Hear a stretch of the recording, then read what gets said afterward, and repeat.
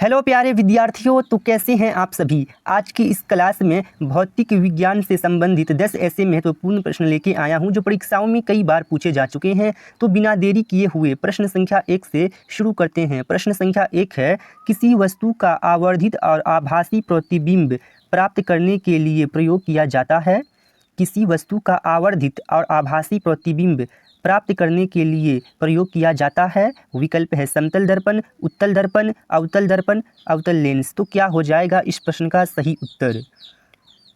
किसी वस्तु का आवर्धित और आभासी प्रतिबिंब प्राप्त करने के लिए प्रयोग किया जाता है, तो इस प्रश्न का सही उत्तर हो जाएगा अवतल दर्पण, जो कि विकल्प सी में दिया गया है। तो इस प्रश्न का सही उत्तर हो जाएगा विकल्प सी, अवतल दर्पण। प्रश्न संख्या 2 की ओर बढ़ते हैं। प्रश्न संख्या 2 है, थर्म किसका यूनिट है। थर्म किसका यूनिट है, शक्ति का, ऊष्मा का, प्रकाश का या दूरी का। क्या हो जाएगा इस प्रश्न का सही उत्तर। थर्म किसका यूनिट है। तो प्यारे विद्यार्थियों, इस प्रश्न का सही उत्तर हो जाएगा ऊष्मा का। विकल्प बी सही हो जाएगा इस प्रश्न का। प्रश्न संख्या 3 की ओर बढ़ते हैं। प्रश्न संख्या 3 है, सूर्य की ऊष्मा पृथ्वी पर कैसे पहुंचती है। सूर्य की ऊष्मा पृथ्वी पर कैसे पहुंचती है। विकल्प है परावर्तन द्वारा, चालन द्वारा, विकिरण द्वारा, संवहन द्वारा। तो क्या हो जाएगा इस प्रश्न का सही उत्तर। सूर्य की ऊष्मा पृथ्वी पर कैसे पहुंचती है। तो प्यारे विद्यार्थियों, इस प्रश्न का सही उत्तर हो जाएगा विकिरण द्वारा। विकल्प सी सही हो जाएगा इस प्रश्न का। प्रश्न संख्या 4 की ओर बढ़ते हैं। प्रश्न संख्या 4 है, द्रव चालित मशीनें किस सिद्धांत पर काम करती है। द्रव चालित मशीनें किस सिद्धांत पर काम करती है। विकल्प है न्यूटन सिद्धांत, जूल सिद्धांत, पास्कल सिद्धांत, पलवन सिद्धांत। तो इस प्रश्न का सही उत्तर क्या हो जाएगा। द्रव चालित मशीनें किस सिद्धांत पर काम करती है। तो प्यारे विद्यार्थियों, इस प्रश्न का सही उत्तर हो जाएगा पास्कल सिद्धांत। विकल्प सी सही हो जाएगा इस प्रश्न का। प्रश्न संख्या 5 की ओर बढ़ते हैं। प्रश्न संख्या 5 है, त्वरित चालक बनाने के लिए प्रयुक्त धातु है। त्वरित चालक बनाने के लिए प्रयुक्त धातु है।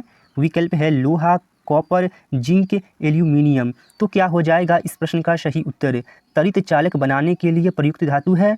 तो प्यारे विद्यार्थियों, इस प्रश्न का सही उत्तर हो जाएगा विकल्प बी, कॉपर त्वरित चालक बनाने के लिए प्रयुक्त धातु है। प्रश्न संख्या 6 की ओर बढ़ते हैं। प्रश्न संख्या 6 है, बिजली के बल्ब के फिलामेंट के निर्माण के लिए टंगस्टन का प्रयोग किया जाता है क्योंकि यह सुचालक है, यह सस्ती है, यह आघात वर्धनीय है, या इसका गलनांक बहुत ऊंचा है। तो क्या हो जाएगा इस प्रश्न का सही उत्तर। बिजली के बल्ब के फिलामेंट के निर्माण के लिए टंगस्टन का प्रयोग किया जाता है क्योंकि इसका गलनांक बहुत ऊंचा है। तो इस प्रश्न का सही उत्तर हो जाएगा विकल्प डी। प्रश्न संख्या 7 की ओर बढ़ते हैं। प्रश्न संख्या 7 है, कोई भी नाव नहीं डूबेगी यदि वह पानी हटाती है अपने आयतन के बराबर, भार के बराबर, पृष्ठभाग के बराबर या घनत्व के बराबर। तो क्या हो जाएगा इस प्रश्न का सही उत्तर। कोई भी नाव नहीं डूबेगी यदि वह पानी हटाती है अपने। तो क्या हो जाएगा इस प्रश्न का सही उत्तर। तो प्यारे विद्यार्थियों, इस प्रश्न का सही उत्तर हो जाएगा भार के बराबर। विकल्प बी सही हो जाएगा इस प्रश्न का। अगर कोई भी नाव नहीं डूबेगी यदि वह पानी हटाती है अपने भार के बराबर, तो वो नहीं डूबेगी। इस प्रश्न का सही उत्तर हो जाएगा विकल्प बी।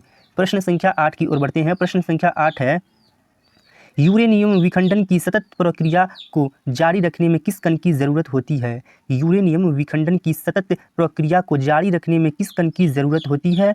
तो क्या हो जाएगा इस प्रश्न का सही उत्तर। विकल्प है इलेक्ट्रॉन, प्रोटॉन, न्यूट्रॉन। तो क्या हो जाएगा इस प्रश्न का सही उत्तर, और विकल्प डी है इनमें से कोई नहीं।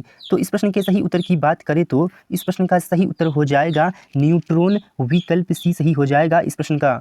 प्रश्न संख्या 9 की ओर बढ़ते हैं। प्रश्न संख्या 9 है, आधुनिक चर्म शोधन उद्योगों में ऐसी कौन सी भारी धातु पाई जाती है जो विषैली होती है।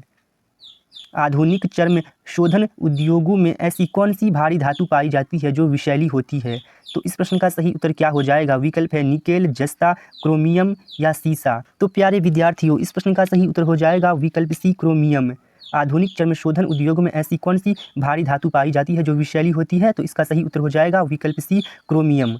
प्रश्न संख्या 10 की ओर बढ़ते हैं। प्रश्न संख्या 10 है, एल्फ्रेड नोबेल को नोबेल पुरस्कार वितरण हेतु एक निधि स्थापित करने के लिए धनराशि किस आविष्कार से मिली थी। एल्फ्रेड नोबेल को नोबेल पुरस्कार वितरण हेतु एक निधि स्थापित करने के लिए धनराशि किस आविष्कार से मिली थी। तो प्यारे विद्यार्थियों, इस प्रश्न का सही उत्तर हो जाएगा डायनामाइट, जो कि विकल्प सी में दिया गया है। तो आप लोगों ने इन 10 प्रश्नों में से कितने प्रश्नों का सही उत्तर कर पाए हैं नीचे कमेंट बॉक्स में करके बताइए। मिलेंगे जल्द ही किसी अगली वीडियो के साथ।